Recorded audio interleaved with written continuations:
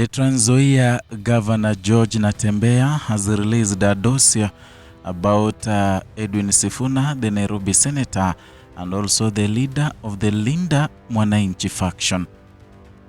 Natembeya was addressing a crowd when he said something about Edwin Sifuna, clearing the air about a lot of speculations that have been going around in Kenya, and especially in the Luhya community, where they are saying that he is gonna fight Edwin Sifuna and they are not gonna be in terms because Natembeya is in the alternative government while Edwin Sifuna is in Linda Mwananchi team.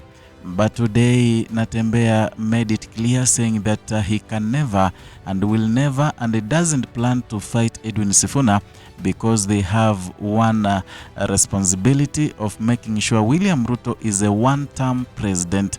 This statement was echoed and it clears the air among what has been going around in Luhya community, saying that the two factions may, disunite the Luhya community, the community that has been together since the times of Musalia Mudavadi and Moses Wetangula. However, Natembeya equally echoed the same words, saying that these are not the times of Musalia Mudavadi and Moses Wetangula, that him and Edwin Sifuna use their brains well, and their main target is not fighting one another but making sure William Ruto goes home, and even said that he is ready to sacrifice his ambitions to support Edwin Sifuna's presidency because a Luhya president can lead so well this Kenya, because Luhya community and the people, or the Luhyas, have clear minds and also clean hearts, and they can lead the country very well. Listen to this. Na nyinyi msikuwa na wasiwasi. Hii ujinga kusema Natembeya atapigana na Sifuna, mimi napigana Sifuna kwa sababu gani? Natembeya atapigana na Ososi ama sijui nani, hiyo ni siasa ya Wetangula na Mudavadi. Sisi ni watu tuko na akili ama namna gani? Tunajua matatizo ya Mkenya iko pande gani. Our individual ambitions. This has come as at an epic moment where Edwin Sifuna has been talked so much in Kenya. His wave has been maneuvering in all corridors in Kenya. Everyone is singing Edwin Sifuna. Every individual is saying Sifuna should go for presidency, and many people are calling him to announce publicly that he's running for president. However, there are other opposition leaders who equally are eyeing the same seat, and now they are planning on how to come together as the opposition team, both Linda Mwananchi and the alternative government, to make sure that they have a unified front towards 2027.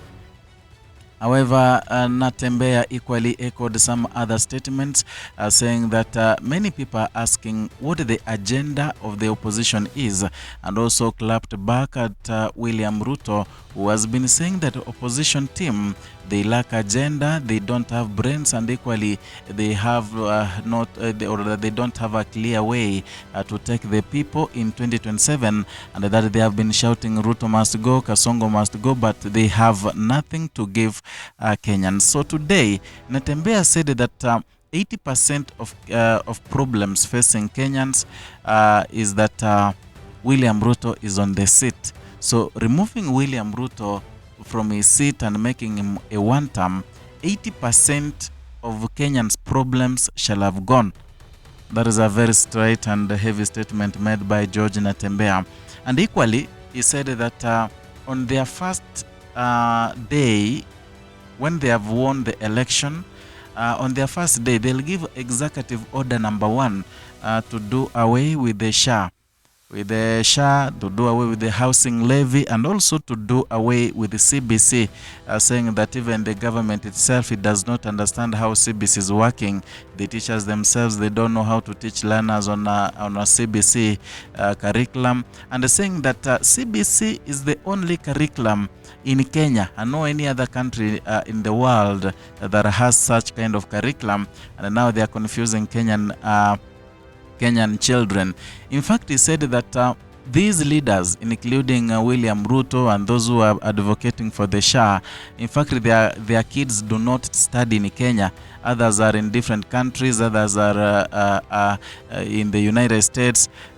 learning other curriculum other than the one they are imposing on the poor Kenyan children. And they said, therefore, when they take power, they'll make sure they have scrapped everything. They make sure they have scrapped the CBC. And this goes without, this comes with a lot of questions, because in the alternative government, they have Fred Matiang'i, who was the Cabinet Secretary Education.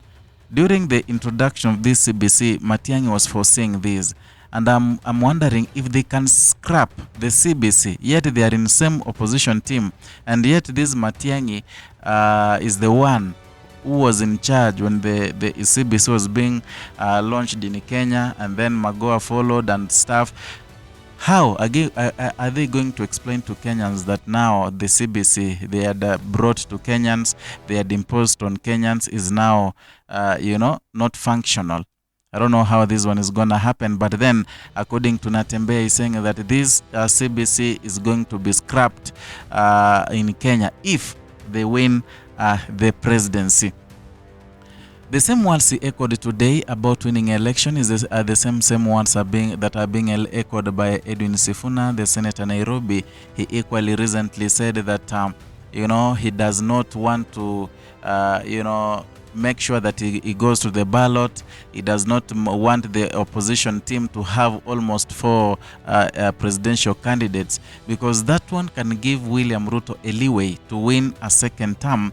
And then according to Sifuna, Kenya does not afford to have William Ruto for another year of his leadership, saying that he has destroyed the country and they need to revive the country itself. They need to, unchain Kenyans from the leadership of UDA, leadership of William Ruto. Therefore, he said that he's going to join hands with the alternative government, and he has no problem holding hands with Rigathi Gachagua, George Natembeya, Fred Matiang'i, and Eugene Wamalwa to make sure that William Ruto is a one-term president. However, there have been a lot of speculations lately, whereby many people are saying that a ticket of Kalonzo Musyoka and also Edwin Sifuna can make William Ruto a one-term president.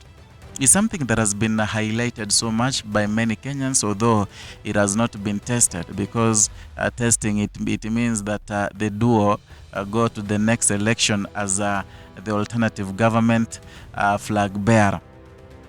But many people equally maybe do not agree with that. But according to political analysts are saying that Kalonzo Musyoka, deputized by Edwin Sifuna, or rather Edwin Sifuna going for presidency and Kalonzo Musyoka deputizing it, or rather deputizing him, can make William Ruto a one-term president. They are saying that this is what happened during the Obama time and Joe Biden, because there was a very sharp age difference between the two, and the same case is going to happen with Kalonzo Musyoka and Edwin Sifuna. They are saying that Edwin Sifuna has made a clear pathway in his political journey.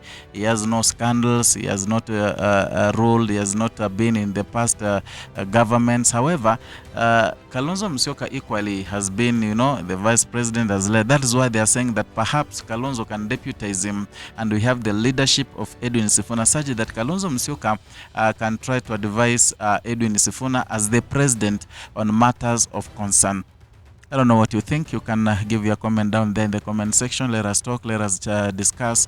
Perhaps it can give us a basis of whatever we're going to talk about again in another video that I'll be preparing for you. If you're new here, consider subscribing, liking, and sharing our content.